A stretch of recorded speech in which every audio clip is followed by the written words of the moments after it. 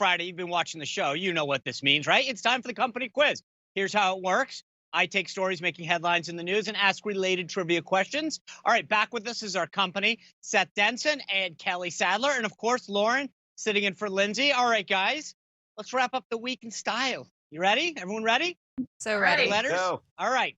Question 1. Earlier this week, House Speaker Nancy Pelosi caught a lot of heat for visiting that California salon without a mask, despite the state COVID restrictions. At least we found out the speaker gets her hair done and doesn't wear a wig, But the Whig Party was the opposition party to the Democrats in the early to mid 1800s.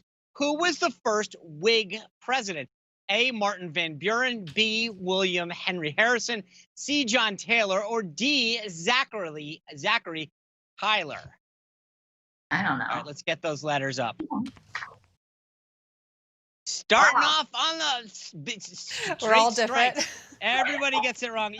Every letter but the right one. That's right. It was B. Harrison. Yep. He beat Van Buren in 1840, who, by the way, if you've been watching the show, we talked about him a few quizzes ago. He died 31 days later after his inauguration. All right. You learn a lot during these quizzes. Oh, Question man, I got to 2. tell you, history's not my strong point. All right. Well, then this might be, let's see where this falls. This week, we talked to Newsmax contributor Alan Dershowitz about the Flynn case, and it was his 82nd birthday. In addition to being a high-profile attorney, Alan Dershowitz, has also appeared on a few TV shows over the years. In which 90s sitcom did he play a version of himself? A. Spin City, B. Seinfeld, C. News Radio, or D. Frasier? I don't know.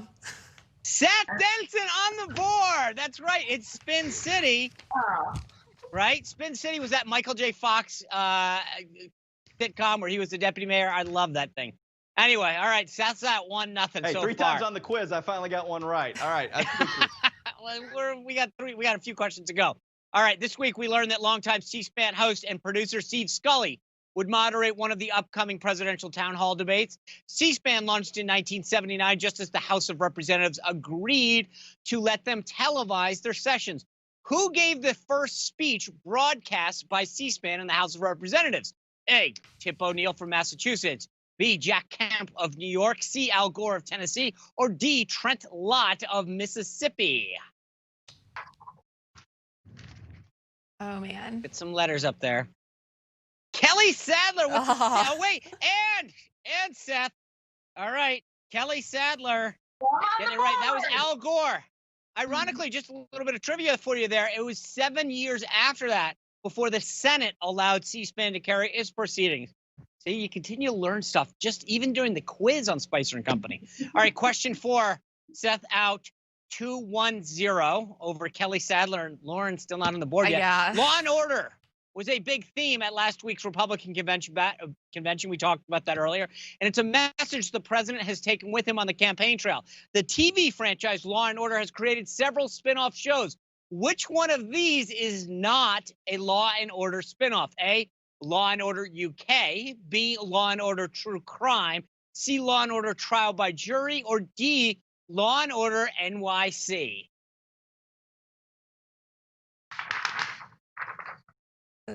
Did I finally get one right? No, you all got it wrong. It's D, Law and Order NYC. Hey, this is embarrassing. Man. By the way, little fun fact here. The guy who does a lot of the narration, his last name is Zerkentin. He actually served in the Maine House of Representatives for 4 terms. I'm trying to get you guys smarter just by playing the quiz. I do learn a lot. Question 5. On Thursday, Burgess Owen, who's running for Congress in Utah, was our guest on the show. Owens played in the NFL for the Oakland Raiders and the New York Jets. But where did Burgess go to college and play ball? A, Brigham Young University, B, University of Utah, C, Florida State University, or D, the University of Miami?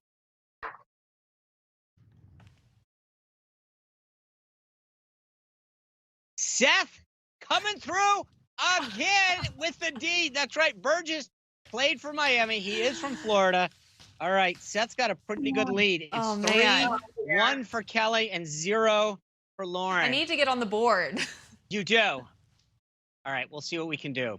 Question 6. This week, Joe Biden got the endorsement of nearly 100 former Republican lawmakers. There's a term for these people. They're called rhinos, Republicans in name only. There are 5 types of rhinos, the mammal species in the world. Which of these is not a type of rhinoceros? A, an Indian rhinoceros. B, an Arabian rhinoceros. C, a Javan rhinoceros. Or B, a Sumatran rhinoceros.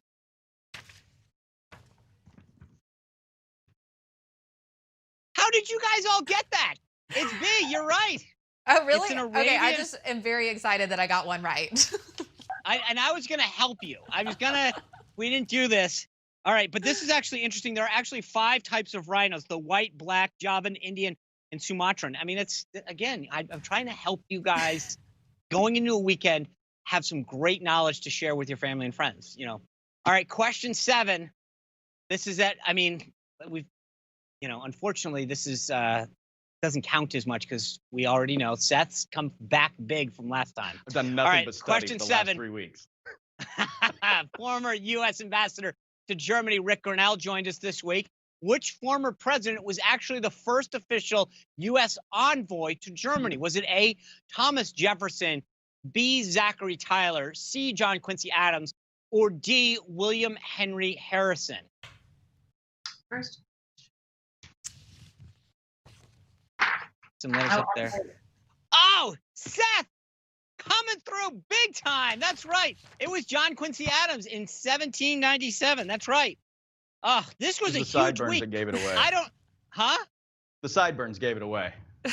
Well, all right. I know we had a really good tiebreaker question. Seth wins big. He gets all of the accolades and Yeah, it all of wasn't the even rights and close. privileges of being the late weekly winner. He officially wins his Spicer and Company mug.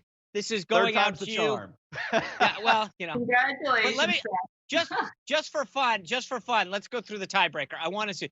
The Republicans put on a big convention. It was fantastic this year. How many U.S. presidents in history were Republicans? All right, so Lauren, give me a number. Oh, gosh. Remember, we've had 45 presidents. 20? 20. All right, Kelly.